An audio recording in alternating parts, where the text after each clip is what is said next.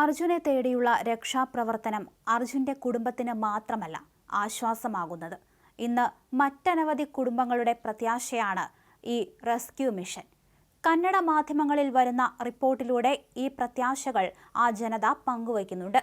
അത്തരത്തിൽ കഴിഞ്ഞ 9 ദിവസമായി ഒരു വിവരവുമില്ലാത്ത മകനെ തേടി ഷിരൂരിൽ എത്തിയിരിക്കുകയാണ് തമിഴ്നാട് സ്വദേശികളായ മോഹനയമ്മയും കുടുംബവും. അർജുനെ തേടിയുള്ള രക്ഷാപ്രവർത്തനത്തിൽ തങ്ങളുടെ മകനെക്കുറിച്ചുള്ള എന്തെങ്കിലും വിവരം ലഭിക്കുമെന്ന പ്രതീക്ഷയിലാണ് ഈ കുടുംബം ഷിരൂരിലെത്തിയത്. കർണാടകയിലെ ഷിരൂരിൽ മണ്ണിടിച്ചിലിലാണ് അർജുനെ പോലെ തന്നെ തമിഴ്നാട്ടിലെ നാമക്കല്ലിൽ നിന്നുള്ള ശരവണൻ എന്ന ട്രക്ക് ഡ്രൈവറെയും കാണാതായതെന്നാണ് കുടുംബം പറയുന്നത്. ഷിരൂർ കുന്നിറങ്ങിയ മണ്ണും മലവെള്ളപ്പാച്ചിലും നാമക്കൽ സ്വദേശിയായ ശരവണനെയും കാണാമറയത്താക്കി. ധർവാഡിലേക്ക് ലോറിയുമായി പോവുകയായിരുന്ന ശരവണൻ മണ്ണിടിച്ചിലിന് തൊട്ട് മുൻപാണ് ഷിരൂരിലെത്തിയത്. ട്രക്ക് നിർത്തിയിട്ട ശേഷം ഭാര്യയെ ഫോണിൽ വിളിച്ചു. ഷിരൂരിൽ താൻ ചായ കുടിക്കാൻ ഇറങ്ങിയിരിക്കുകയാണെന്ന വിവരം പങ്കുവയ്ക്കുകയും ചെയ്തിരുന്നു. പിന്നീട് ശരവണനെ ബന്ധപ്പെടാൻ കുടുംബം ശ്രമിച്ചെങ്കിലും ഫലം കണ്ടില്ല. പിന്നീട് 1 മണിക്കൂറിന് ശേഷം വിളിക്കുമ്പോൾ ഫോൺ സ്വിച്ച്ഡ് ഓഫ് ആയിരുന്നു. ശരവണനെ വിളിച്ചുവെന്ന് പറയപ്പെടുന്ന സമയത്തിന് തൊട്ടു പിന്നാലെയാണ് അപകടമുണ്ടായത്. പിന്നീടാണ് മലയിടിഞ്ഞ വിവരങ്ങൾ ടിവിയിലൂടെയും മറ്റും അറിയുന്നത്. തൊട്ടു പിന്നാലെ അമ്മയും കുടുംബവും അന്ന് തന്നെ ഷിരൂരിലേക്ക് തിരിച്ചു. ശരവണന്റെ അമ്മയും ബന്ധുക്കളും ലോറി ഉടമയും 7 ദിവസമായി ഷിരൂരിലുണ്ട്. എല്ലാവരോടും ശരവണനെ പറ്റി അന്വേഷിക്കുന്നുണ്ട്. അർജുനെ പോലെ ശരവണനെ പറ്റി ഒരു വിവരവും ഇനിയും ലഭിച്ചിട്ടില്ല.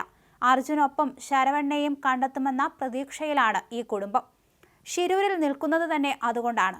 ശരവണനെ കണ്ടെത്താൻ തെരച്ചിൽ ഊർജിതമാക്കണമെന്നും തമിഴ്നാട് സർക്കാർ അതിനായി സമ്മർദ്ദം ചെലുത്തണമെന്നും ശരവണന്റെ ബന്ധുക്കൾ ആവശ്യപ്പെടുന്നു.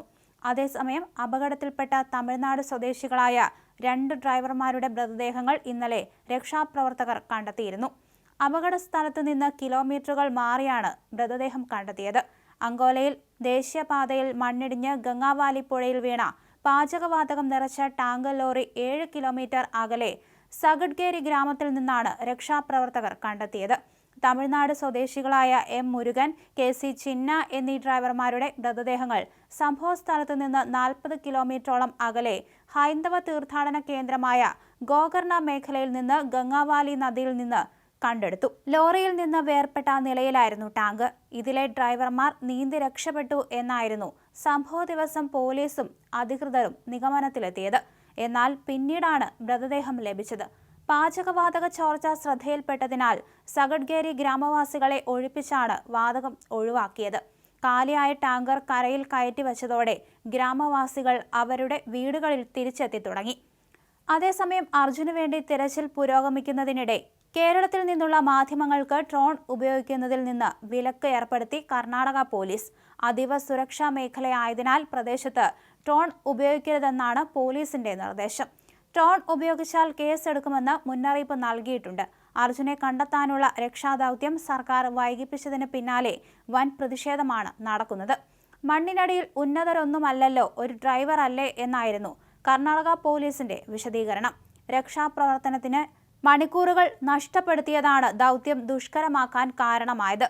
രക്ഷാപ്രവർത്തനത്തിന് സന്നദ്ധത പ്രകടിപ്പിച്ചവരെ പോലും പോലീസ് തല്ലിയോടിച്ച അവസ്ഥയായിരുന്നു.